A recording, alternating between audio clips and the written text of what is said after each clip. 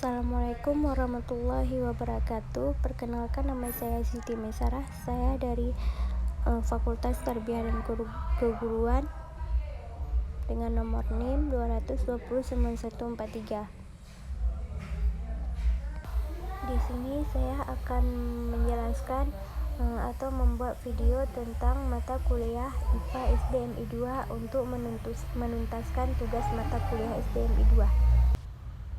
Baik, penjelasan pertama di pertemuan 7 saya akan menjelaskan tentang bencana.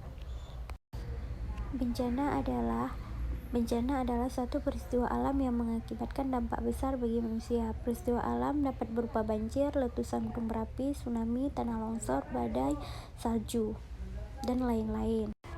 Yang kedua, mitigasi bencana. Mitigasi bencana adalah serangkaian upaya untuk mengurangi risiko bencana baik melalui pembahasan dan peningkatan kemampuan menghadapi ancaman bencana. Tujuan mitigasi bencana. Menurut Sigit Sabto Nugroho dan kawan-kawan, hukum mitigasi bencana di Indonesia 2010 dari adanya mitigasi bencana adalah mengurangi dari kematian masyarakat atau timbulnya tujuan sekunder dari mitigasi bencana, mengurangi kerusakan dan kerugian ekonomi, terutama struktur yang mungkin akan ditimbulkan. Contoh mitigasi bencana. 1. Pemetaan daerah rawan bencana seperti longsor atau pemetaan dampak bencana letusan gunung berapi, jangkauan awan panas, hujan, abu, dan lainnya. 2. Pembangunan rumah, kantor, dan prasarana fisik. Tahap gempa Jepang. 4. Melakukan reboisasi di hutan atau kawasan sekitaran. Hujan tiba, tidak terjadi banjir dan longsor.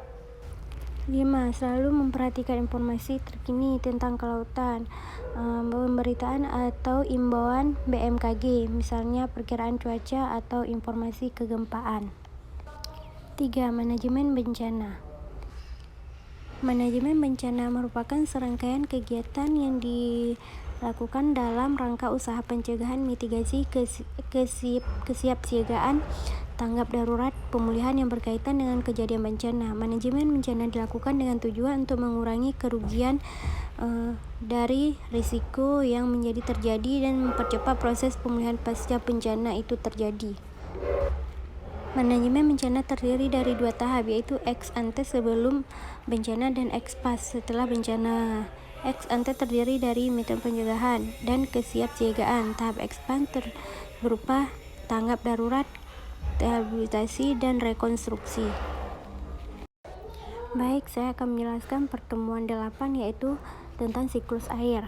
Siklus air atau siklus hidrologi adalah siklus air yang tidak pernah berhenti dari atmosfer ke bumi dan kembali ke atas melalui proses kondensasi, presipitasi, evaporasi, dan transportasi. Merupakan bidang ilmu yang berkaitan dengan asal, distribusi, dan sifat air. Dalam konten ilmu meteorologi dan oseanografi menggambarkan bahwa rangkaian proses fisik global yang melibatkan air hingga kronologi berkaitan erat dengan teknik-teknik ilmiah yang sumber dari matematika, fisika, kimia, teknologi, geologi. Konsep-konsep dasar yang diterapkan diantaranya meteorologi, kimiologi, oseanologi, dan lain-lain. Siklus air atau siklus hidrologi menggambarkan akan molekul air dari permukaan bumi ke atas kembali lagi. Dalam sistem ini, energi matahari besar dalam siklus terjadi secara terus-menerus. Terjadi penguapan, yaitu ketika air berubah di gas dari samudra lautan dan badan air laut. 90% kelembaban terbentuk di atmosfer. Selanjutnya tentang penghematan air. Cara sederhana menghemat air di rumah. 1. Memantau penggunaan air. Cara menghemat air yang paling mudah dilakukan dengan pemantauan penggunaannya. Kemudian matikan keran air yang tidak dipakai. Salah satu hal yang sering menyebabkan pemborosan sumber daya ini adalah karena lupa mematikan keran air yang sudah dipakai. Perhatikan durasi mandi. Aktivitas yang satu ini memang dibutuhkan, terutama new normal ini. Kemudian menjadi sebuah keharusan. Jangan tunda perbaikan pipa air yang bocor. Jika saluran air di rumahmu dengan pipa penyaluran, melakukan pengecekan.